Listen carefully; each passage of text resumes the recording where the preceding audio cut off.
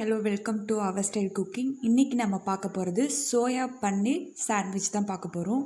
First ingredients note பண்ணிக்கோங்க. Next 1 cup சோயாவை எடுத்திருக்கேன். அதை நல்லா வாஷ் பண்ணி எடுத்துக்கோங்க.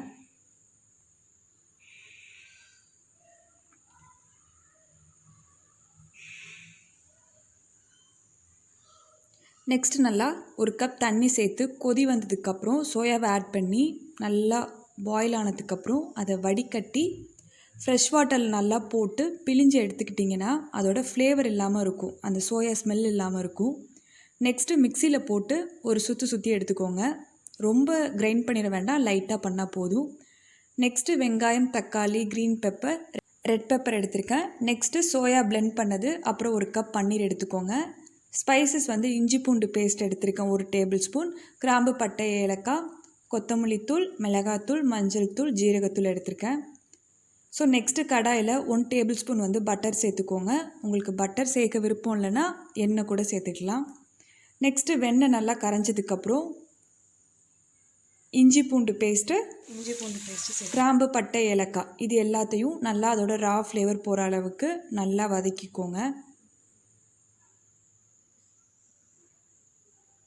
ஸோ மீடியம் ஃப்ளேமில் வச்சு பண்ணுங்கள், இல்லைனா கருகிரும்.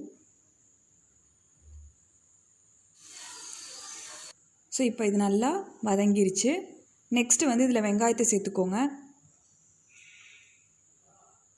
இப்போ வெங்காயம் நல்லா டிரான்ஸ்பரண்ட்டாக வர அளவுக்கு வதக்கிக்கோங்க.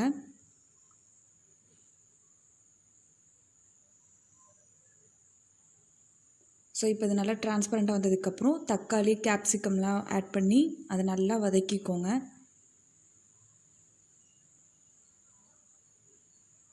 இப்போ தேவையான அளவு சால்ட்டு சேர்த்துட்டு அது நல்லா அதோட குவான்டிட்டி வந்து நல்லா கம்மியாகணும்.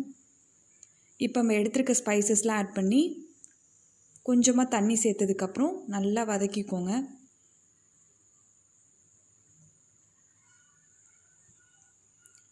நெக்ஸ்ட்டு சோயா, பன்னீர்லாம் சேர்த்து அது நல்லா சுண்டி வரணும், அந்த அளவுக்கு வந்து நம்ம நல்லா வதக்கணும்.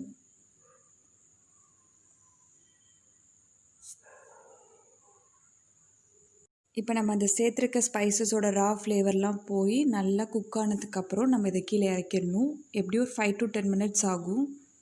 ஸோ இப்போ இது நல்லா குக் ஆயிடுச்சு. இப்போ நம்ம அதை கீழே இறக்கிடலாம். இப்போ 2 ஸ்லைஸ் வந்து ப்ரெட் எடுத்துக்கோங்க. ஃபஸ்ட் லேயர் வந்து நான் சீஸ் அப்ளை பண்ணுறேன்.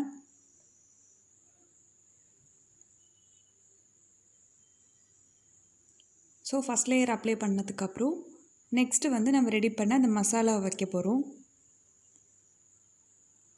ஸோ அது ஈவனாக வச்சு அதை வந்து நீங்கள் க்ளோஸ் பண்ணிடுங்க.